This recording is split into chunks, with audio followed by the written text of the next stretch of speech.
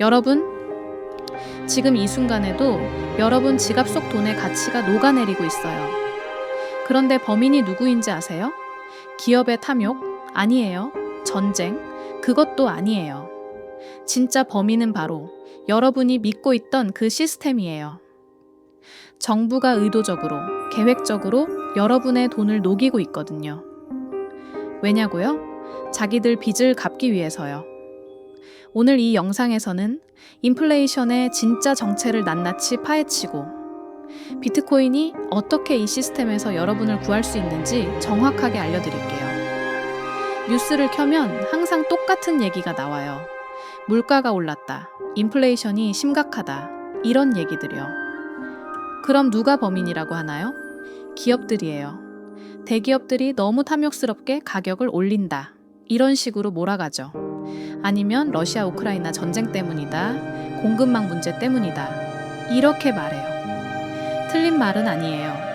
전쟁이 일어나면 에너지 가격이 오르고 공급망이 막히면 물건값이 오르죠. 그런데 말이에요. 이건 표면적인 이유일 뿐이에요. 진짜 이유, 근본적인 원인은 따로 있어요. 여러분, 질문 하나 할게요. 왜 20년 전에는 라면이 500원이었는데 지금은 1,000원이 넘어요? 기업이 갑자기 20년 동안 탐욕스러워진 거예요?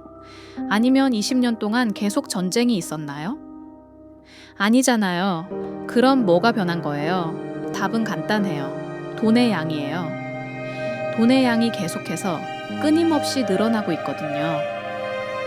20년 전 미국 연준이 가지고 있던 자산이 약 9천억 달러였어요. 지금은 8조 달러예요. 거의 9배가 늘어난 거예요. 한국은행도 마찬가지예요. 찍어낸 돈이 40조 원에서 200조 원으로 5배 늘었어요. 돈이 5배, 9배 늘어났는데 물가가 안 오를 수가 있나요? 당연히 오르죠. 이게 인플레이션의 진짜 정체예요. 그런데 여기서 진짜 중요한 질문이 나와요. 왜 정부는 계속 돈을 찍어내는 거예요? 바보같이? 아니에요. 이건 정교하게 계산된 전략이에요. 정부는 빚이 엄청나게 많아요. 미국 정부 빚이 36조 달러, 한국은 1,000조 원을 넘었어요. 이렇게 어마어마한 빚을 어떻게 갚을 건데요? 세금을 올려서 국민들이 가만히 있을까요? 지출을 줄여서? 정치적으로 불가능해요. 답은 하나예요. 돈의 가치를 떨어뜨리는 거예요. 예를 들어볼게요. 여러분이 친구한테 100만 원을 빌렸어요. 10년 후에 갚는데 물가가 2배 올랐어요. 그럼 100만 원의 실제 가치는 50만 원밖에 안 돼요. 명목상으로는 100만 원을 갚았지만 실질적으로는 50만 원만 갚은 거예요. 정부가 지금 하고 있는 게 딱 이거예요. 빚은 그대로 두고 돈의 가치를 떨어뜨려서 실질적인 빚의 부담을 줄이는 거죠. 이걸 인플레이션을 통한 채무 청산이라고 불러요. 교묘하죠? 국민들 몰래 조용히 여러분의 저축을 훔쳐가는 거예요. 그런데 더 무서운 건요. 이게 일회성이 아니라는 거예요. 이건 시스템이에요. 구조예요. 현대 통화 시스템이 어떻게 작동하는지 아세요? 정부는 돈이 필요하면 국채를 발행해요. 중앙은행이 새로 찍어낸 돈으로 그 국채를 사요. 이걸 양적 완화라고 불러요. 정부 입장에서는 완벽한 시스템이에요. 세금도 안 올리고 지출도 안 줄이고 그냥 돈을 찍어내서 쓰면 되거든요. 누가 손해를 보냐고요? 여러분이에요. 저축하고 있는 모든 사람들이에요. 은행 적금 금리가 지금 몇 %예요? 좋아야 3, 4%예요.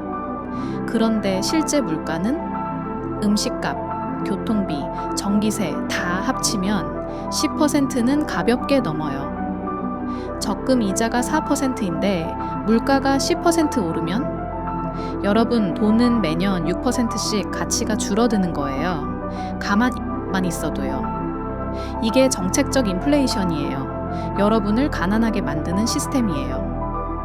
그런데 정부는 절대로 이 사실을 대놓고 말하지 않아요. 대신 다른 걸 탓해요. 기업 탓, 전쟁 탓, 코로나 탓, 뭐든지요. 왜냐고요? 진짜 이유를 말하면 국민들이 화낼 거니까요. 미국 연준 의장 벤 버냉키가 2008년에 한 말 있어요. 우리는 헬리콥터에서 돈을 뿌릴 수도 있다. 실제로 그렇게 했어요. 코로나 때 미국 정부가 국민들한테 재난지원금 뿌렸잖아요. 좋은 거 아니냐고요? 당장은 좋아 보여요. 그런데 그 돈은 어디서 나왔어요? 찍어낸 거예요. 결과는? 2021, 2년에 미국 물가가 8% 넘게 올랐어요. 40년 만에 최고치예요. 공짜는 없어요. 결국 다 여러분이 물가 상승으로 되돌려주는 거예요. 자, 그럼 이 시스템에서 어떻게 빠져나올 수 있을까요? 여기서 비트코인이 등장해요. 비트코인은 근본적으로 다른 돈이에요. 왜냐고요? 정부가 절대로 찍어낼 수 없거든요. 비트코인의 총 발행량은 2,100만 개로 정해져 있어요. 0원이요? 누가 결정한 거냐고요? 코드가 결정했어요. 수학이 결정했어요. 정치인이 아니라요. 미국 대통령이 와서 비트코인 더 찍어내자 라고 해도 안 돼요. 한국 대통령이 와도 마찬가지예요. 코드가 허락하지 않거든요. 이게 얼마나 혁명적인지 아세요? 인류 역사상 처음이에요. 정부가 손댈 수 없는 돈이요. 법정화폐는 어떤가요? 정부 마음대로예요. 미국 달러도, 한국 원화도, 유로화도 다 정부가 찍고 싶은 만큼 찍을 수 있어요. 그런데 비트코인은 불가능해요. 2,100만 개가 끝이에요. 더 놀라운 건 비트코인의 발행 속도예요. 4년마다 절반씩 줄어들어요. 이걸 반감기라고 불러요. 지금은 블록당 3.125 비트코인이 나와요. 2028년에는 1.5625로 줄어들어요.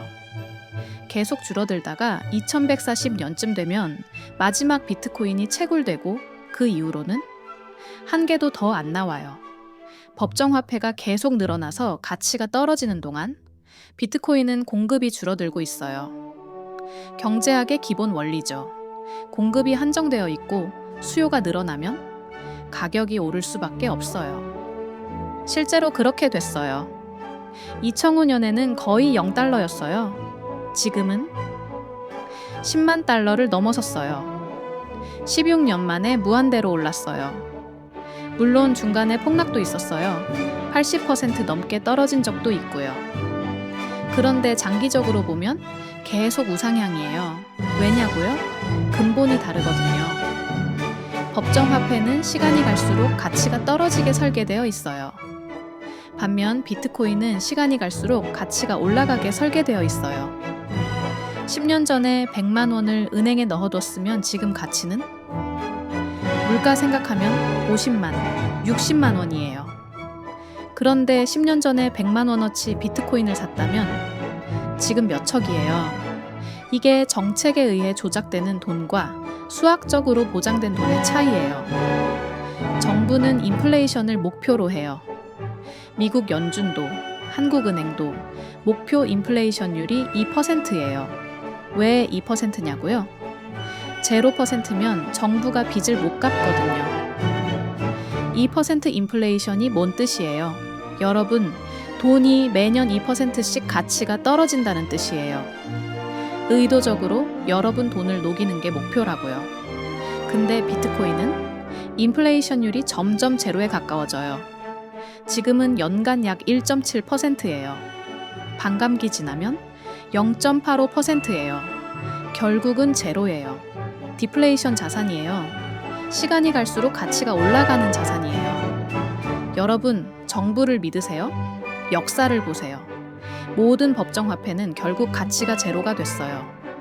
로마 데나리우스, 독일 파피어마르크, 짐바브웨 달러 다 똑같아요. 처음에는 금이나 은으로 뒷받침됐다가 나중에는 정부가 무한정 찍어내서 휴지가 됐어요. 미국 달러도 예외가 아니에요. 1971년에 닉슨이 근본위제를 폐지한 뒤로 달러 가치가 95% 이상 떨어졌어요. 50년 만에요. 그런데 비트코인은 아무도 조작할 수 없어요. 정부도, 은행도, 부자도, 아무도요.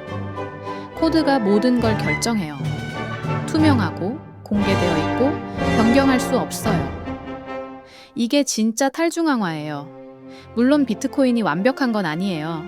변동성이 크죠. 하루에 10%씩 오르내릴 때도 있어요. 그런데 말이에요. 이건 초기 단계라서 그래요.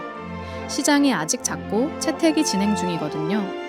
하지만 장기적으로 보면 비트코인은 계속 성숙해지고 있어요. 변동성도 줄어들고 있고요.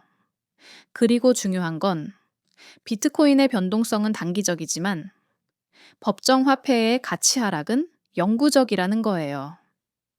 비트코인은 떨어져도 다시 오르는데 법정 화폐는 한번 떨어지면 절대 안 올라와요. 10년 전에 5,000원으로 먹을 수 있었던 점심이 지금 5,000원으로 먹을 수 있어요? 없잖아요. 그리고 앞으로도 절대 안 돼요. 법정 화폐는 시간을 되돌릴 수 없거든요. 자, 정리해 볼게요. 인플레이션의 진짜 원인은 기업 탐욕도 전쟁도 아니에요. 정부의 통화 정책이에요. 정부가 빚을 갚기 위해 의도적으로 돈을 찍어내고 그 결과 여러분의 돈이 녹아내리는 거예요. 이건 시스템이에요. 구조예요. 정부는 앞으로도 계속 이렇게 할 거예요. 다른 방법이 없거든요. 그런데 비트코인은 이 시스템 밖에 있어요. 정부가 손댈 수 없는 돈이에요. 2,100만 개로 한정되어 있고 누구도 더 찍어낼 수 없어요. 시간이 갈수록 가치가 올라가게 설계되어 있어요. 법정화폐 시스템은 여러분을 가난하게 만들도록 설계되어 있어요. 조용히 천천히 알아차리지 못하게요. 그런데 비트코인은 여러분을 부자로 만들 수 있는 가능성이 있어요. 선택은 여러분의 몫이에요. 계속 녹아내리는 돈을 붙잡고 있을 건가요? 아니면 시간이 여러분 편인 자산으로 갈아탈 건가요? 비트코인은 단순한 투자 상품이 아니에요.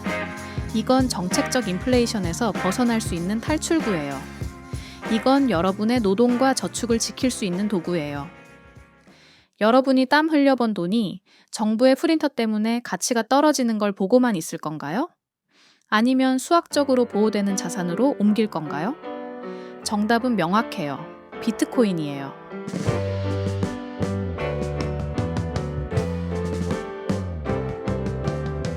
Sitting in the basement